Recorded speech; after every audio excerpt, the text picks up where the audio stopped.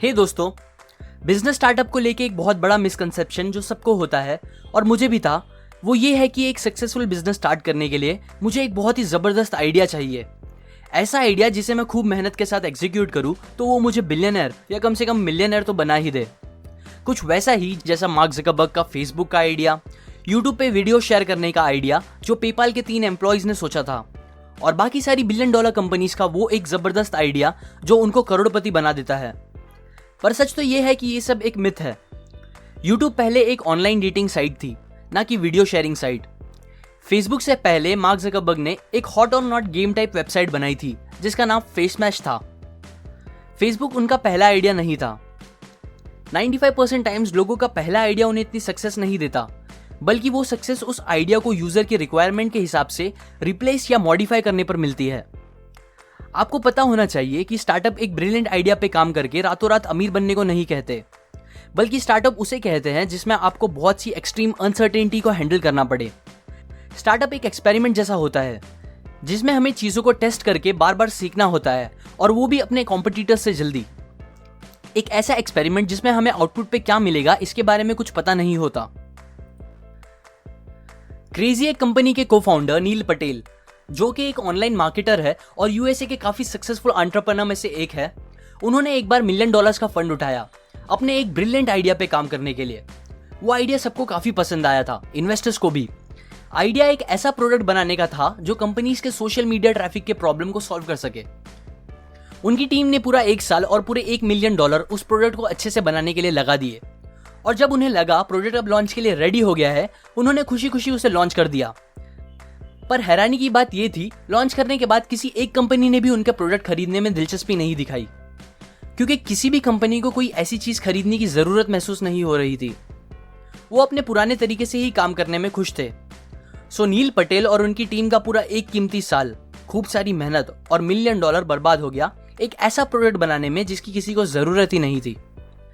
मैंने आपको ये स्टोरी बताई क्योंकि ज्यादातर स्टार्टअप्स फेल होने का रीजन भी सेम यही है। स्टार्टअप में लोग एक आइडिया सोचते हैं जो उन्हें काफी अच्छा लगता है, फिर उस आइडिया को रियलिटी बनाने के लिए वो खूब मेहनत से सारी टेक्निकल चीजों पे काम करते हैं, अपना टाइम, मनी और पूरी एनर्जी लगा देते हैं एक ऐसा प्रोडक्ट एफिशिएंटली बनाने के लिए जो किसी को चाहिए ही नहीं। याद रखें, कोई भी प्रोडक्ट बनाने से पहले आपको अपने आप से ये क्वेश्चन नहीं करना चाहिए कि आप ऐसा प्रोडक्ट बना सकते हो कि नहीं, बल्कि मेन क्वेश्चन ये होना चाहिए कि आपको ऐसा प्रोडक्ट बनाना चाहिए कि नहीं। ज्यादातर लोग फेल होते हैं क्योंकि वो कन्वेंशनल मैनेजमेंट पे काम करते हैं, दैट इज मार्केट रिसर्च करना, फिर एक अच्छी स्ट्रैटेजी बनाना और फिर एक ग्रेट प्रोडक्ट डिलीवर करना।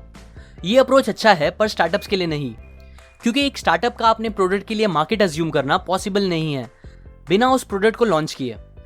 स्टार्टअप्स अपने प्रोडक्ट का रिस्पॉन्स मार्केट में अज्यूम नहीं कर सकते जब तक कस्टमर्स एक्चुअल में वो प्रोडक्ट यूज ना करे।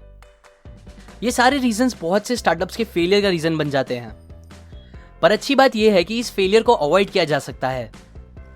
लीन स्टार्टअप मेथोडोलॉजी हमें इस प्रॉब्लम का सलूशन देता है और स्टार्टअप का कीमती टाइम और पैसा वेस्ट होने से बचाता है।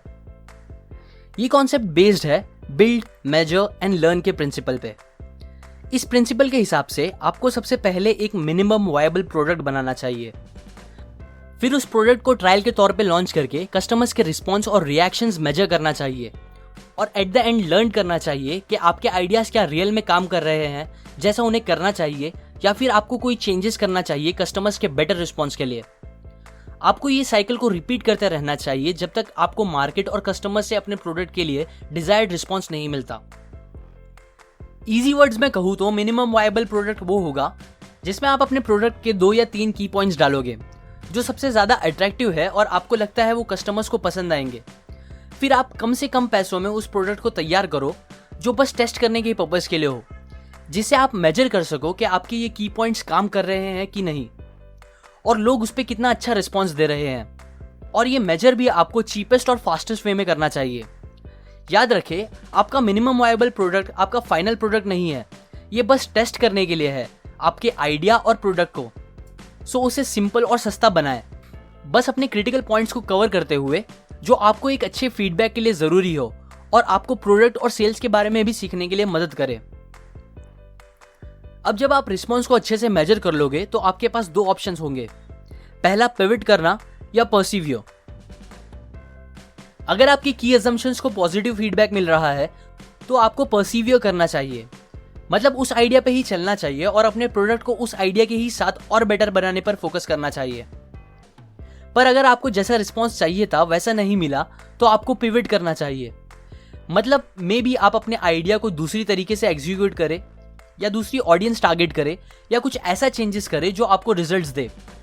एग्जाम्पल, केविन सिस्ट्रॉम नाम के आदमी ने बर्बन नाम का एक चेक इन ऐप बनाया था जिसमें माफिया वॉर्स गेम के कुछ एलिमेंट्स थे और एक फोटो निकालने का एलिमेंट भी था।